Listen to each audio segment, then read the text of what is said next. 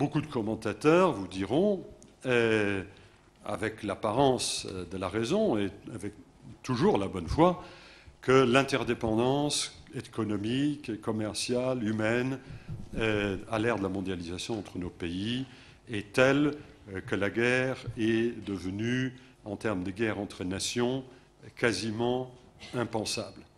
Et j'espère qu'ils ont raison, mais le fait est que la mondialisation, ce qu'on appelait l'internationalisation à l'époque, à la fin du 19e et au début du 20e siècle, qui était très poussée, si on regarde les mouvements de population, les mouvements de capitaux et le mouvement commercial rapportés à la population, au commerce et au PIB de l'époque, était d'une ampleur très voisine de l'actuelle mondialisation. Elle n'était pas d'un autre ordre.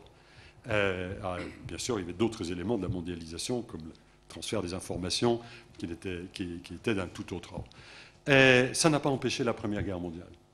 Ça a même pu, dans une certaine mesure, la hâter et l'encourager en ce qui concerne sa dimension anglo-germanique, la montée à la guerre entre le Royaume-Uni et l'Allemagne, ce qui, soit dit en passant, nous a aidé beaucoup, Français, en 1914.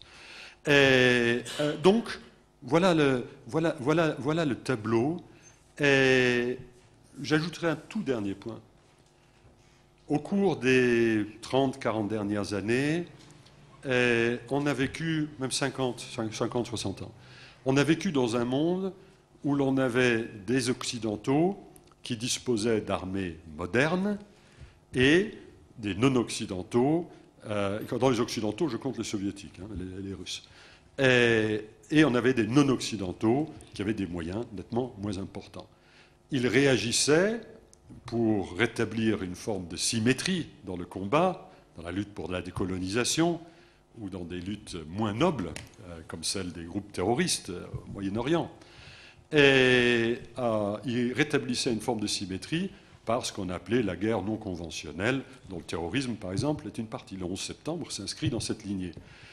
Ça, c'est en train de changer, parce que de nombreux pays aujourd'hui, grâce notamment aux effets saute-mouton de la mondialisation en matière de traitement et d'acquisition et de traitement et d'utilisation de l'information et de l'information utilisée pour la guerre, l'Occident est en train de se faire rattraper, non seulement parce que les émergents sont en train de se donner les moyens budgétaires, technologiques de nous rattraper, mais aussi parce que la mondialisation leur permet de sauter, de brûler des étapes technologiques, y compris dans le domaine de la guerre. Ceci peut être un facteur qui permette, le cas échéant, le retour à des guerres, j'allais dire, traditionnelles, déjà comme la première ou la deuxième. Ça, c'est évidemment pas formidable. C'est une des raisons pour lesquelles il faut que, au plan diplomatique et politique, les anciens développés et les nouveaux émergents s'entendent, coopèrent, fassent tout le possible pour éviter que l'on ne se trouve dans une relation globalement conflictuelle entre les anciens colonisateurs et les anciens colonisés. Voilà. Merci.